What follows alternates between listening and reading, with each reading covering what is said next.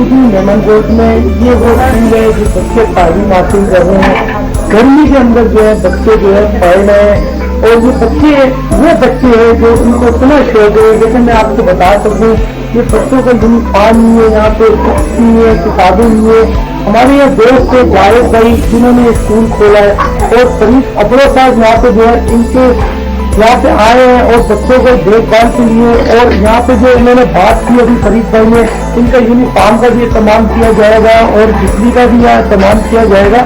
ये वो बच्चे गर्मी में बैठे हुए हैं, 2 कमरे हैं भी स्कूल के, लेकिन ये बच्चों का देखो यूनिफॉर्म नहीं है।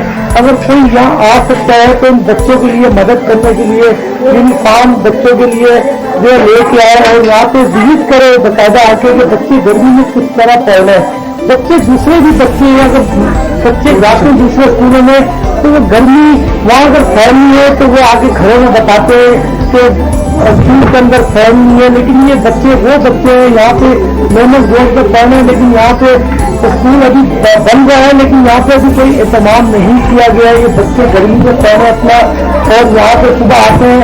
और अंदर की मैं कंडीशन आपको बता सकूँ, जावेद भाई ने मुझे बोला है ये भी देखें, ये स्कूल का नाम है, ये स्कूल का नाम है। ये स्कूल अभी जो है प्रॉपर तरीके से तैयार किया जा रहा है, इसमें सारी चीजें जो है लगाई है। और यहाँ पे बच्चे जो है टोटल 19 बच्चे हैं जो पढ़ते हैं यहाँ पे।